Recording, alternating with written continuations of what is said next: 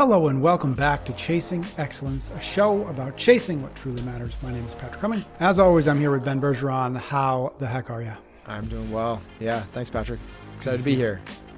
Thank you, everybody out there, for joining us this time around. We appreciate your time and attention. We are going to talk about, you sent me a text recently. You said basically, let's talk about our tolerance for inconveniences, which made me think about the episode we put out in early June, I think it was June 5th, where we broke down the 20 tactics across all 5 factors that we can all implement to be healthier. And the first tactic inside of the think category was next time you're bothered by a small inconvenience, let it go. So that's what we're going to talk about a little bit deeper and a little bit more today. Before we get into that, I want to do a quick round of recommendation. How do we always put that? A quick recommendation roundup? Yeah, there you go. That's good. I like that. A quick round. When I hear Roundup, though, I think of like the bad, like Monsanto stuff. The weed killer. Yes. So we're going to do that because we haven't done that in a month or so. So I would love to know what you've been enjoying, and I'll obviously do it myself. What you've been enjoying, reading, sharing, appreciating, whatever it might be that folks might like. So we are recording this at the end of August, and we spent a fair amount of time away from the house during the summer. I spent about 50% here and 50% down the Cape. And, my time away has maybe greatly appreciates a product that Heather and I use when we are home, which is the 8 Sleep. I think we've talked about it on the show before, and It's awesome. And the reason it pops up is because one of our really good friends we were talking about sleep and how they don't sleep well, and his wife doesn't sleep well, and they have a Whoop, and now they know they don't sleep well.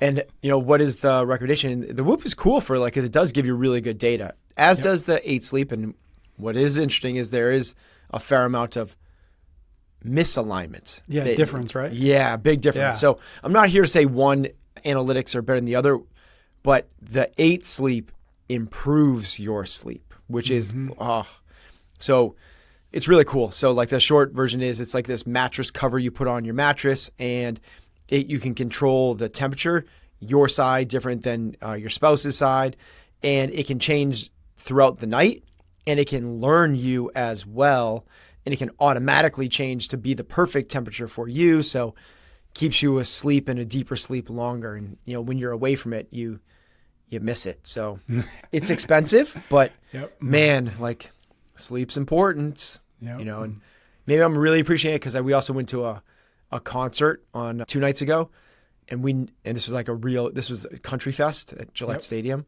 And when you get home, my sister was at that, I think. Really? We were there at the same time. On Sunday night? Yeah, I think so. Oh yeah. Heck yeah. Great show. So it was like, Zach Brown Band and Uncle Cracker opening up for Kenny Chesney, Kenny Chesney is an incredible performer, and didn't get as much sleep. So man, when you don't get the sleep, you really value it. I felt like I was really hungover, but I wasn't. Like it wasn't from over drinking; it was from undersleeping. Right. Yeah. I remember years ago we did an episode where we talked about sleep being one of the few places, or maybe this isn't how we couched it, but we were talking about sleep being one of the places you really want to invest some money, and I remember get a good pillow and replace your pillow every whatever number of months, right? I agree with it that 8 Sleep is right up there. Yeah. Yep. You have one? Yeah. My recommendation is a parenting one. My kids are 7 and 4 now. So this is new to us, but it's probably not new to you and Heather and others who've got older kids. But for the first time last week, we actually intentionally, I took my oldest son and we went to spend an afternoon together. And then my wife took the youngest, and we picked things that they each individually would really enjoy. Like I went mini golfing, and my wife and younger son went to the zoo and did some some rides and stuff. And it's not something that it's something that you've got to really plan and do with some intention, because it's obviously just so much easier. Like, okay, we're going somewhere, everybody's going, or I'm taking both of them somewhere so that Michelle can go get something done or is working or whatever. And it was just really cool. And again, if we didn't do it with intention, it probably wouldn't have happened. So I'd love to know if you guys do this yourselves, or how you do this with some intention, because we did it once and we both came home and like, oh, I want to do this more often, because it's just so fun to actually just get one-on-one time for an extended period of time with each one of them. Yeah, we definitely do it. We probably don't do it as often or as we should. I definitely have friends that do it better than I do. But another cool thing to do, which we realized, is when it's this will definitely matter a little bit more when your kids are even a year or two older, but is the two of you with one of them. Oh, yeah. Interesting. So you pass off the other one to grandma or your parents, or they go on a play date or something like that, and then you have a special day with that one. Man, that's really, really cool. And the reason I bring that one up is because we just did that this past weekend. It was Harley went for a granddaughter date night, and then we took Bodhi for like the afternoon. Those are really special. I really think it's important. And even from any team dynamic, that there are the one-on-one relationships are nurtured inside of it. It's not just the team. Yeah. And I think we talked about this last time, is we've fallen trapped to that because Heather's so into, for a while, I think we talked about, but we used to do like no separation Sundays. Yes, I remember that. Right. And it was like everything we do together all the time, which, great great intention behind that. But in practice, it's not the totality of building a strong team. You need the individual as well, which is why it's like, having all hands meetings and getting the full team together really valuable for a company, but you got to do some one-on-one stuff as well. And one stuff with no agenda as well, which I think is really powerful. Yeah, I love that. I remember some of my most fond memories of growing up. I have 3 sisters, so I'm the only boy. And some of my most fond memories is my dad taking me to like a Red Sox game, going to Fenway, right? And have it, because what kids want more than anything, and really what all of us want more than anything, is attention from the person or from the people in our lives who we care about the most, right? So that's especially elevated with kids. And so just being able to give them that attention, that one-on-one attention, that like undivided attention, it's so worth it. Yeah, absolutely. That's cool. Right. The Red Sox game is a great one. That's awesome. Agreed. Yeah, those are really fun. All right, we're going to say thanks to a few sponsors, and then we will get into this conversation around inconveniences and how to increase our tolerance for those inconveniences. Brought to you this week by LMNT. If you're looking to up your hydration game, we've got something exciting for you. LMNT Sparkling, you've heard us talk about it before. It's a bold 16-ounce. Ben is always drinking it. Bold 16-ounce can. Like the sweat is dripping off. It's like it's a beer commercial. Like it's yes. Does that look refreshing? It's a bold 16-ounce can of sparkling electrolyte water that delivers the same zero sugar electrolytes formulation that you already know and love from our friends at LMNT. Get your mitts on some for yourself by heading to drinklmnt.com/excellence. LMNT Sparkling is perfect for anyone wanting to stay hydrated without the downsides of sugar or caffeine. Each can supports your health across various occasions, turning the tide against sugar-laden and stimulant-loaded drinks. Imagine better hydration, sharper focus, and improved energy without the crash. LMNT Sparkling is currently available exclusively for LMNT Insiders until the public launch. So if you're already an insider, you can get your hands on it right now. And if you are not an insider, just purchase the LMNT Insider Bundle and you will gain access to LMNT Sparkling. Don't forget, you can still get a free LMNT sample pack with any purchase at drinklmnt.com/excellence. Stay hydrated, stay healthy, and enjoy the next chapter in the salty rebellion with LMNT Sparkling. We're also brought to you this time around by a new sponsor, Thesis. Thesis is the personalized nootropic brand that is changing the way we think about cognitive health. You can learn more by heading to takethesis.com/excellence. That's takethesis, THESIS, where you can take their quiz and get their starter kit, all for $60 off your first month. What are nootropics? They are natural supplements that support your brain health, helping you boost motivation, focus, and creativity. Thesis takes this a step further by offering 6 unique blends tailored to your specific cognitive goals, whether that's improving memory, enhancing mental clarity, or reducing stress. These blends are backed by science and tested for purity to ensure the highest quality. I personally started using their starter kit, which includes 4 blends based on my quiz results and designed to help me find what works best for my very, very, very special brain chemistry. I've got blends to improve clarity, logic, creativity, and motivation, and I'm working through each one of those to see which blend works best. It's a game changer for anyone looking to optimize their mental performance. Try it for yourself. Head to www.takethesis.com/excellence. Take the free quiz to discover what your brain needs. When you order through that link, you'll get yourself $60 off your first month. Again, takethesis.com/excellence. All right. This is a little bit old school for us. We used to, when we used to do these episodes back when we were children, we would just kind of show up and sit down together and say, what do you want to talk about today? And be like, let's talk about inconveniences. And I'd say, okay, cool. And we'd hit record and then we see where we go. That's kind of what we're going to do today. But again, we talked about this briefly in that episode we did early June with the tactics to improve health across the 5 factors. Think category number 1 was when these inconveniences come up, figure out how to let them go. So let's just start there. What does it mean in your mind? Well, first of all, actually, let's make sure we're talking about the same thing. When we talk about inconveniences or small inconveniences, what are you thinking? Like what examples do you have for us to sort of couch this conversation in? You getting in the car, excited to listen to your music or a podcast, and your phone doesn't connect. Mm-hmm. You are late for a meeting. You're planning on, waiting in some traffic, and the light is changing, and you're planning on kind of going through that. We'll call it a stale yellow. Maybe it's gonna, maybe it's gonna turn while you're going or not, and the car in front of you stops, and you're like, now I'm gonna be an extra 90 seconds late for the meeting, whatever it might be, 2 minutes, 3 minutes later. The temperature not being the perfect, it's a couple degrees too hot. It's a couple degrees too cold. The humidity is more than you want it to be.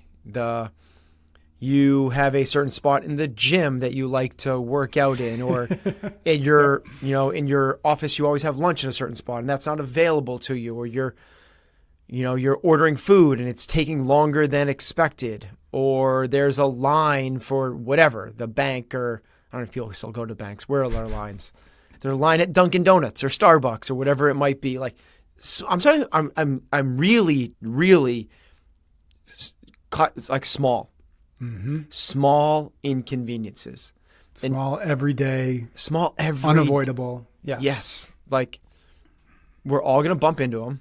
And so, like, that's the way we would some examples of what we mean by inconveniences. Mm-hmm. Do you have an example or two just recently in your own life that you can think of? You just gave a bunch of examples that everybody I think has come across, but as you were going through them, I'm thinking, what are the last few real genuine inconveniences that I've bumped up against, and maybe that bothered me more than they should. Do you have any examples? And if I can think of any, I'll give you a couple. Yeah, because these are small, but these ones are huge. Like when the kids are not behaving in the back seat during a long car ride. So that's not small, and that's why I didn't put it small there. Yeah, I'm being facetious because that is a small thing that we should be able to let go. We should be able to work through. But very recently, I was not able to. It definitely got the best of me, and I acted more brash and reactive than I should have. But those are the type of things. Yep. Another one, which probably could have been bigger, but we have a small motorboat, and we, when we were taking out, I was putting gas in it, and this huge yacht pulled up right in front of us, and that's not the big inconvenience because I went to the side. But obviously the dock attendants were very excited to go. We looked it up, and the yacht was it was $28 million. Yeah. And your boat's what, like 20 million? Like nothing. Yeah. Yeah. It's 20 feet. This boat was 127 feet. Our boat was the boat that you put on the back of this boat. Got it. So the dock hands get very excited, and there was a little inconvenience there of I should have just been patient and waited for them to do the thing, but I didn't. And I was like, so I just went up and I used, and at a boat dock, it's not like a regular gas station. You're not supposed to go up and fill up the gas tank. But I was like, I'm not just I know how to do this. So I went up and grabbed the gas tank, started filling up my tank. And then about, I don't know, a minute or two into it, the dock hand comes over and goes, whoa, whoa, whoa, whoa, whoa, whoa, that's diesel. Yeah. I was like, so I stopped, and it's like, oh, geez. And then we went through the whole process of do we need to get this pumped out? If we do, how do we get it pumped out? Calling mechanics, trying to get tows back to, so ended up being a thing. So here's the interesting part about that is I wasn't very good at handling the short-term small inconvenience of waiting maybe 3 minutes for the dog. But when it became bigger, I was like, all right, so we're going to deal with this. It's going to be the thing. It's going to be what it is. And it ended up not being that big of a thing. It took a little bit longer than we should have, but I try to, here's the take home is I try to become aware of these things when they're happening. So maybe okay, those are examples of them, right? Why do we need to get good at why? What's the upside of being able to let go of these things? And the reason for it is, we want to live a centered life. To me, a well-lived life, which I think is what we're all shooting for, in terms of this chasing what truly matters is we want to live a well-lived life. And to me, a well-lived life is one of centeredness, poise, balance, and not being a leaf in the wind that's just blown around by external stimulus, but controlling yourself, having the emotional regulation and the emotional maturity to be productive in all situations. And if you're, like I was in the car ride, or I was not waiting for the dock hand, like that's not very productive. It's not a very joyful way to go through life, is to be distracted by these external things. And I come back to a quote that we've shared on this podcast before, which is from Eckhart Tolle. And it is, the universe will give you exactly what you need for the evolution of your consciousness. So I love that. And one of the things I think about is, we all want to, there's so much good words in there, right? The evolution, the growth. What this means is betterment, growth, you becoming a better version of yourself. And nobody that's listening to this isn't interested in that. So to become the better version of yourself, there is this consciousness. There's your physical being, but the next to the physical is the conscious being. And that can be summed up as like your emotional, cognitive, like thinking, spiritual, soul, whatever you want to think about there. So to go through that again, the universe will give you exactly what you need for the evolution, the growth of your consciousness, of you, of like your ability to navigate life. And if we recognize these inconveniences as such, well, instead of inconveniences, they actually become the training grounds.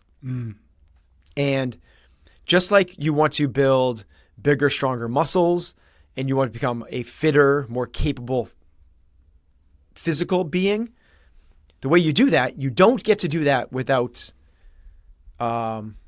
training. You need to train. Now, the training, we could debate it. We've talked about that recently, about what training should look like, but you need to go for a run, or you need to pick up some weights.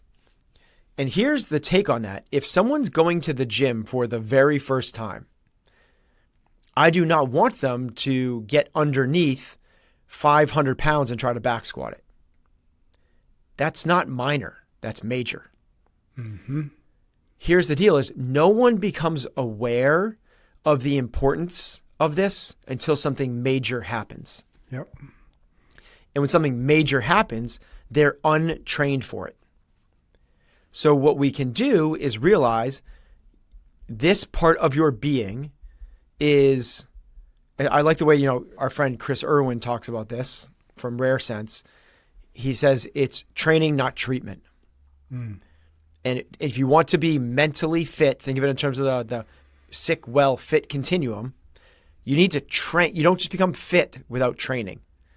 You can luck into well, right? You can, a great upbringing, you're surrounded by healthy foods, you have a low stress environment, there's no toxins, you're fairly active just because it's your social group is. You can kind of fall into well. No pun intended, fall into the well. No, but nobody falls into fit. You have to work for it. Well, if we want to be mentally fit, substitute the word you want to in there. Mentally tough, centered, unrattleable, whatever it is, unshakable. You have to train it. And the best way to train it is not by getting underneath 500 pounds. It's to start with light weights. Just like you come into the gym. It's like, what do we start with? We start with an air squat. Just the lightest possible weight, which is your body weight. The lightest possible is the thing we want to start with. So that's what we're doing, is we were recognizing all of the times throughout the day that you are walking into the mental dojo. You are walking into a mental gym and choosing to pick up a weight. Now, the only time we walk into these gyms all the time throughout life, throughout a day, but we're unaware of it. So what we do is instead we bypass all the weights and we're just walking through the gym in one door and out the other, never recognize that this is an opportunity to flex our muscles. And that's why the biggest thing that we can do from a mental fitness training perspective is to get good at handling the minor inconveniences. This is a throwback to like virtuosity. Get good at the basics. Like just get good at handling, honestly, it's get good at the easy stuff. Yep. Because if you are thrown off track by this stuff, when the medium stuff comes, so I laid those small ones, right? Your phone not charging, there's a line, the food you're ordering is taking too long, traffic, whatever it might be. There's the medium stuff, right? And that's someone says something bad about you on social media.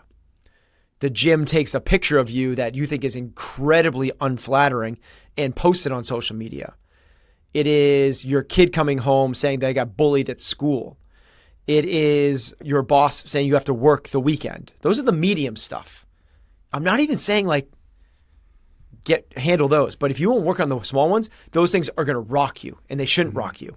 We should be able to navigate those. And then if we work on the medium weights, the medium inconveniences, at least then we've trained ourselves to be in a better position to handle the big things. And I'm not expecting anyone in my gym honestly, I don't expect anyone in my gym to be able to back squat 500 pounds. But if they do this consistently, they have an opportunity and a shot at it. If they don't work at it, though, there's no way. And I don't expect them to. Just like I don't expect people to be able to handle a cancer diagnosis well, or a tragedy in their life, or losing their job. Like but like there are people that can handle those things, right? There are people that can, and when I say handle it, I don't mean like not get disturbed. I mean not shatter your life, right? So I know people that are close to us in our family that lost a teenage son, and they never recovered. They don't have a life. And this is 35 years later. Like 35 years of living still in that sewer cycle, and they can't get out of it. And it's because they haven't done the work before. I'm not saying that shouldn't rock you, but it should not destroy your life. And if we don't do the work on the small stuff, we'll never be in a position to be able to do the bigger stuff. We don't want to just luck our way into this thing.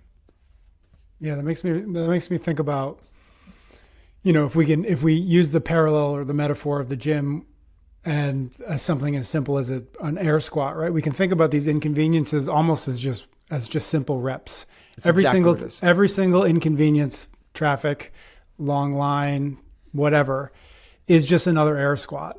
And if we can start to, and I think this maybe begins to, I think a lot of what you just said was, in our framework of awareness, intention, and action, that's a lot of awareness. It's beginning to move into intention, right?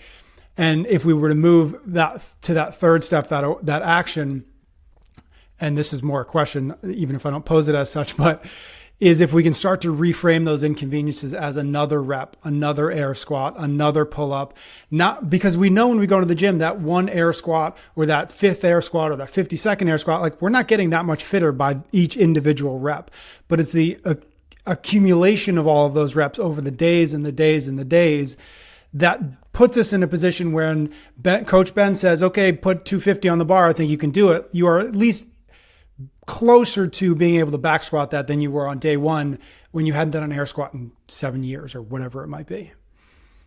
That's spot on. It comes down to you have the opportunity every day to walk into a mental gym and start performing reps. The biggest part of this is the awareness when you get triggered. If you don't have the awareness of when you get triggered, you just go down the default state. Yep. And we got to pop out of the programming and go, oh, there it is. I've been triggered. Once you recognize you have been triggered, you have picked up the mental barbell and you start doing reps. Until you recognize it, you're not. You're in the gym, but you don't even realize you're in the gym. You just think that you're walking down another hallway to another place, and you're not. You're in a gym, and you could train right now if you were there. So that's exactly it. Is like when you get triggered, do we have the awareness that this is exactly what you need for the evolution of your consciousness? This is exactly what this is the chance to perform some mental reps and build some mental fitness. And how do you do it? Could not be simpler, could not be harder. Yeah, right. You just have to let it go and not bug you. Yep. Now, there's tools and there's tactics and there's ways to do this. And I do believe in a lot of them, from breathwork being bidirectional, right? What breathwork means is when you get stressed, which is what we're saying. And how does this tie into the whole health thing?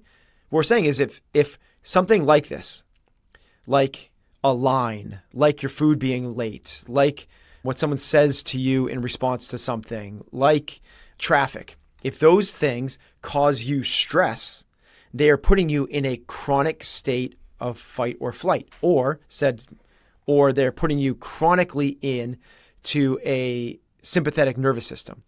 When you are in that sympathetic nervous system, blood leaves your guts, digestion shuts down, immune system deregulates. Like you basically you're putting yourself into a susceptible state for illness because it's about short-term performance. It's about running away from the saber-tooth tiger. That's why we have that stress. It's about, whoa, the tribe leader is acting in a weird way. Am I going to get kicked out of the tribe? And you go on high alert.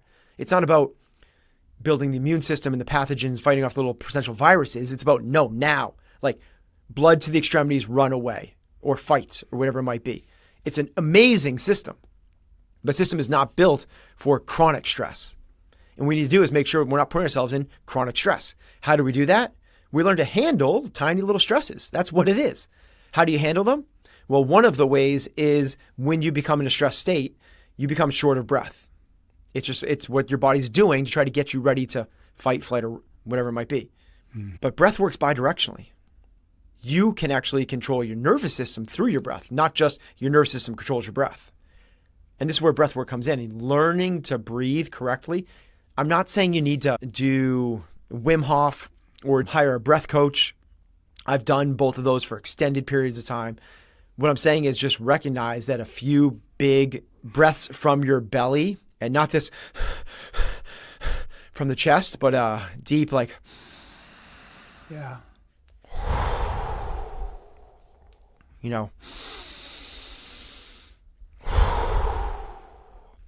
a couple of those essentially tricks your body back into the other state.